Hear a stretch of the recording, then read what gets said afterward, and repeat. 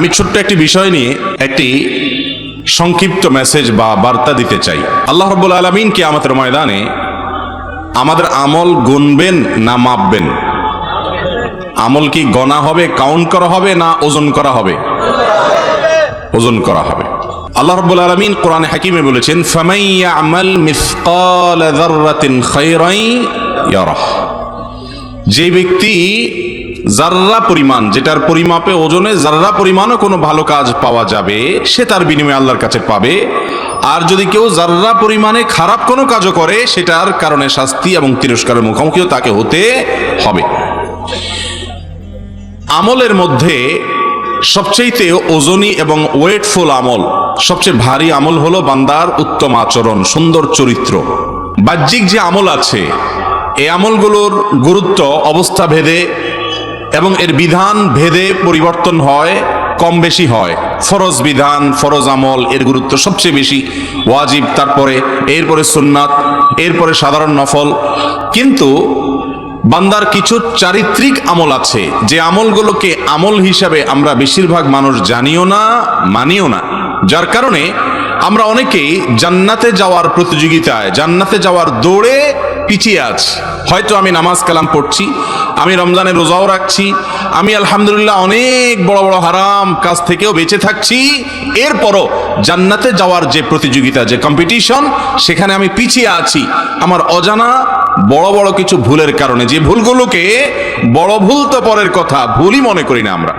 এরকম একটি বিষয় হলো মানুষের চারিত্রিক যে ত্রুটি আছে সেগুলো। চারিত্রিক ত্রুটি বলতে আমরা সুনির্দিষ্ট কিছু বিষয়কে বুঝি।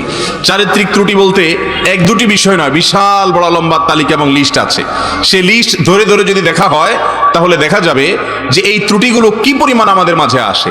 আমাদের বাহির সুন্দর, মুখে দাঁড়িয়ে আছে, মাথায় টুপি আছে, গায়ে জুব্বা আছে, আমরা অনেক ভালো কাজ করছি আলহামদুলিল্লাহ, কিন্তু এর পাশাপাশি যদি আমার ভেতরটাকে আমি সংশোধন না করি, আমার মনটাকে আমি পরিশুদ্ধ না করি, তো আল্লাহর কাছে কিয়ামতের ময়দানে এই আমল খুব একটা কাজে নাও দিতে পারে। একটি আয়াত আপনারা এর আগে শুনেছেন, আল্লাহ রাব্বুল আলামিন বলেছেন, ইয়াউমা লা ইয়ানফাউ মালুন ওয়ালা বানুন। দুনিয়ার সম্পদ, সন্তান, বড় বড় পরিচয়, এগুলোর কোনোটি আখিরাতে আল্লাহর কাছে কাজে আসবে না। ইল্লা মান আতাল্লাহ বিকলবিন সালিম। যে ব্যক্তি একটা পরিচ্ছন্ন ফ্রেশ অন্তর নিয়ে আল্লাহর কাছে যেতে পারবে, যে অন্তর আল্লাহ তাআলা তাকে দিয়ে দুনিয়াতে পাঠিয়েছেন। মাতৃগর্ভ থেকে যখন আমরা এসেছি, আমাদের যে অন্তর ছিল, এই অন্তরে কোনো প্রকার হিংসা ছিল, বিদ্বেষ ছিল, কোনো প্রকার বাজে কোন গুণ এই অন্তরে ছিল না। অন্তরটা ছিল ফ্রেশ। এই অন্তরটাকে আমরা নোংরামিতে পরিপূর্ণ করেছি। একজন ইমানদার স্ট্রাগল করবেন, যুদ্ধ করবেন নিজের সঙ্গে, যে আমার অন্তরকে আবার আমি আমার শৈশবের মতো, শিশুকালের মতো, নবজাতক শিশু অবস্থায় যেরকম আমার অন্তর ফ্রেশ ছিল, আমি সেরকম অন্তরটাকে পরিচ্ছন্ন করার স্ট্রাগলটা অন্তত করব, সংগ্রামটা অন্তত করব, চেষ্টাটা অন্তত করব। এটা হলো খাঁটি ইমানদারের কাজ। অন্তর দ্বারা মানুষ যে সমস্ত খারাপ কাজ করে থাকে, সেগুলোর তালিকা আজকে বলার সময় নয়। আমি শুধুমাত্র একটি বিষয় ফোকাস করতে চাই, আর সেটি হলো আমাদের চারিত্রিক ত্রুটি, যেটা খুব বেশি আমরা অনুভব করতে পারি না। তার মধ্যে থেকে একটা হলো, যেটার সাথে অন্তরের সম্পর্ক আছে, বাহ্যিক অঙ্গ প্রত্যঙ্গের সম্পর্ক আছে, সেটা হলো মানুষের সামনে আমরা প্রশংসা করতে খুব পছন্দ করি, আর পেছনে বদনাম করতে পছন্দ করি। এই রোগটা আমাদের মধ্যে আছে না নাই? এবং কেউ যদি ধরুন কারোর বদনামি করে আপনার সামনে, সাধারণত আমরা কি করি? সৌজন্যতার খাতিরে, যে লোকটা আমার সামনে অমুকের বদনামি করছে, তার সাথে একটু তাল না মেলালে কেমন হয়, এই জন্য তাল মিলাতে গিয়ে হলেও দেখা যায় আমিও তার সাথে ওই কুকর্মে সামিল হই, এবং নিজের অজান্তে ওই ভদ্রলোকের বিরুদ্ধে এই লোকের যে নিন্দাবাদ, এটার সাথে আমরা সায় দেই, মাথা নাড়ি, অনেক সময় যোগ দেই, হ্যাঁ আপনি ঠিকই বলেছেন, করে নিজের আমল নামকে ধ্বংস করি। আছে না নাই? আবার যেই লোকের সামনে আপনি প্রশংসা করছেন, ওই লোকটারই পেছনে দুর্নাম করছেন। এই রোগগুলো আজ জনে জনে আমাদের মধ্যে আছে না নাই ভাই? সামনে প্রশংসা করছেন, কিন্তু পেছনে যাওয়ার পর বা তার অগোচরে আপনি সুযোগ পেলে, চান্স পেলে বদনাম করছেন। ওই লোকটারই সামনে আপনি বদনামি করেন না, সামনে করেন প্রশংসা আর পেছনে করেন বদনাম। এই রোগটা কোন কোন ক্ষেত্রে চগলখড়িতে পরিণত হয়, আরেকটা কবিরা গুনাহ। নবী করিম সাল্লাল্লাহু আলাইহি সাল্লাম বলেছেন, লা ইয়াদখুলুল জান্নাতা কাত্তাত আই নাম্মাম, যে ব্যক্তি চগলখড়ি করে এর কথা ওর কাছে লাগায়, ওর কথা এর কাছে লাগায়, সবার কাছে ভালো সাজে, সামনে আসলে সাধু সাজে, পেছনে গেলে দুর্নাম করে। এই রোগের মানুষ, এই বদনামি করা মানুষ, একজনের কথা আরেকজনের কাছে লাগালাই করা মানুষ, সামনে গিয়ে আরেকজনের দুর্নাম, আবার তার কাছে গিয়ে এই লোকের দুর্নাম করা মানুষ, এরা কখনো জান্নাতে যেতে পারবে না। আপনি যদি জান্নাতি হতে হয়, মুত্তাকি হতে হয়, আপনি যদি আপনার আখলাকটাকে উন্নত করতে পারেন, যেই উন্নত আখলাক মিজানের পাল্লায় সবচেয়ে ভারী হবে। নবী করিম সাল্লাল্লাহু আলাইহি ওয়াসাল্লাম বলেছেন, কোন আমল বান্দার উত্তম চরিত্রের মতো ওয়েটফুল হবে না কিয়ামতের ময়দানে। আর এই উত্তম চরিত্রের মধ্যে একটা চরিত্র হলো কারোর পেছনে দুর্নাম করব না। মানুষের পেছনে দুর্নাম করাটা কাপুরুষতা, এটা হলো এক ধরনের মুনাফিকের চরিত্র, 2 নম্বর মানুষের চরিত্র, অসৎ মানুষের কাজ, যে তার সামনে আসলে আপনি তার সাথে তাল মেলান, ভালো সাজেন, অথচ ওই লোকটারই পেছনে গিয়ে দুর্নামি করেন। কোন মুসলমান নিচু প্রকৃতির হতে পারে না, কোন মুসলমান ছোট লোক হতে পারে না, কোন মুসলমান তার মন মানসিকতার ভিতরে এই ধরনের নোংরামো থাকতে পারে না, অসততা থাকতে পারে না, মুনাফিকি থাকতে পারে না, 2 নম্বরই থাকতে পারে না। কিন্তু সেই চরিত্রগুলো আমাদের মধ্যে আছে না নাই? নামাজও পড়ছি, ওয়াজও শুনতেছি, কোরআন তেলাওয়াত করছি, কোরআন তেলাওয়াত শুনছি, দান দক্ষিণা করছি, অনেক ভালো ভালো কাজ করছি। যে ভালো কাজগুলো করছি সেগুলোর জন্য অবশ্যই আমি সাধুবাদ পাওয়ার উপযুক্ত। কিন্তু এই ভালো কাজগুলো করে আপনি তৃপ্তির ঢেকুর তুলবেন, আপনি তলে তলে এমন এমন হারাম কাজ করবেন যেটা যে হারাম সে সম্পর্কে আপনার ধারণাই নেই। ভাইরা আমার, এই দুশ্চরিত্র থেকে মুক্ত হওয়া খুব কঠিন একটা কাজ, খুব কঠিন একটা কাজ, কিন্তু সংগ্রাম করতে হবে। বিশেষ করে আসন্ন রমজানকে সামনে রেখে, যে আমরা কখনো কোনো মানুষের পেছনে তার দুর্নাম করব না। কারোর পেছনে যদি তার খারাপ গুণের কথা বলা হয়, কথাটা যদি সত্য হয়, তার নাম গীবত। তার নাম কি? এই গীবত এখন আমাদের কাছে ঘি ভাত হয়ে গেছে, খুব মজা লাগে। আরেকজনের দুর্নাম করতে খুব টেস্ট লাগে, তাই না? পুরা ঘি ভাতের মতো টেস্ট হয়ে গেছে।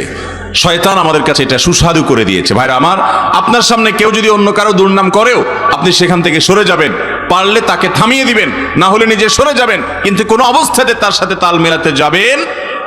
অনেক সামাজিকতা আপনাকে জাহান্নামে নিয়ে যাবে। কোনো মন্দ কাজে কোনো প্রকার সামাজিকতা রক্ষা করা যাবে না। অতএব ভাইরা আমার, এই একটা চারিত্রিক সংশোধনী, এই একটা ক্যারেক্টারের কারেকশন যদি আপনি আনতে পারেন, আপনি জান্নাতের পথে অনেক দূর চলে যাবেন ইনশাআল্লাহ। আমি নিজেও এটার জন্য নিজের সঙ্গে নিজে যুদ্ধ করি, স্ট্রাগল করি। আপনাদের জন্য দোয়া করি, আমার জন্য দোয়া করবেন। আল্লাহ তাআলা আমাদের সবাইকে আমাদের চারিত্রিক এই ভয়াবহ অপরাধ, কবিরা গুনাহ, মানুষের সামনে তার প্রশংসা করা আর পেছনে তার বদনাম করা, এই বদভ্যাস থেকে আল্লাহ তাআলা আমাদেরকে বেঁচে থাকার তৌফিক দান করুন। সামনে প্রশংসা করা এটা কি খুব ভালো জিনিস? হাদিসে আছে, নবী করিম সাল্লাল্লাহু আলাইহি ওয়াসাল্লাম বলেছেন, যে ব্যক্তি তোমার সামনে তোমার প্রশংসা করে, ওই ব্যক্তির মুখের উপরে মাটি মারো। কারণ সামনে প্রশংসা করলে ওই ব্যক্তির মনের ভিতরে অহংকার আসবে, ঠিক না? সে নিজেকে কিছু একটা মনে করবে এবং তার ভিতরে অহংকার আসবে। অতএব সামনে প্রশংসা করে তার ক্ষতি করা হলো।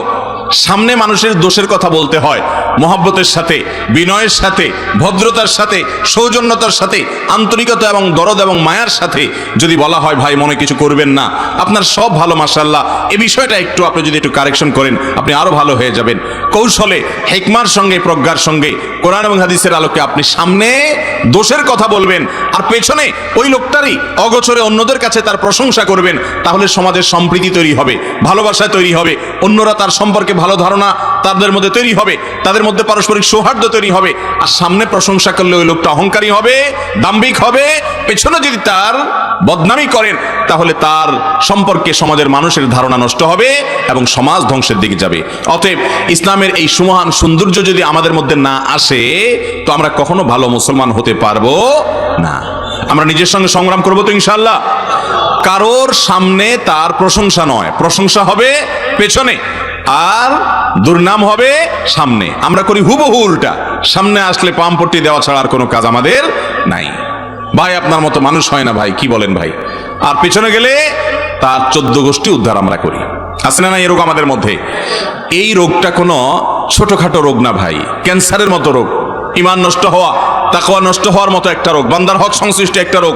কত হাজার মানুষের বদনামি করছেন, এই সমস্ত মানুষ আপনার বিরুদ্ধে কিয়ামতের ময়দানে বাদী হয়ে দাঁড়াবে, হাজার হাজার মামলার আসামি হয়ে যাচ্ছেন। অতএব ভাইরা আমার, এই ঠোঁট কন্ট্রোল করা শিখতে হবে, যে আমার দ্বারায় কারোর অধিকার নষ্ট হবে না, সামাজিক সম্প্রীতি নষ্ট হবে না। আল্লাহ তাআলা আমাকে আপনাকে আমাদের সবাইকে আমল করার তৌফিক দান করুন। গোটা সমাজ আজ তেলবাজে ভরে গেছে ভাই, সামনে শুধু কিভাবে তেল দিবে, কিভাবে পাম্পটি দিবে, এই করা লোক সমস্ত জায়গায়, সব ক্ষেত্রে, অফিসে, আদালতে, রাস্তায় ঘাটে, ব্যক্তিগতভাবে, পারিবারিকভাবে, বিভিন্নভাবে দেখবেন যে মানুষ এই অপরাধের চর্চা করে। আছে না না এরকম আমাদের মধ্যে? ভাইয়ের আমার, তেলবাজ, সামনে পাম্পটি দিয়ে আল্লাহ, মানুষ কখনো ভালো চরিত্রবান মানুষ হতে পারে না। প্রশংসা হবে পেছনে, সামনে স্বীকৃতি হতে পারে, ভালো গুণের স্বীকৃতি দিবেন আপনি, প্রশংসা নয়, আর সামনে দিবেন কারেকশন। অন্যরা করে, আপনি সেখানে যোগ দিবেন। আল্লাহ তাআলা আমাদের সবাইকে এই উন্নত চরিত্রটি ধারণ করার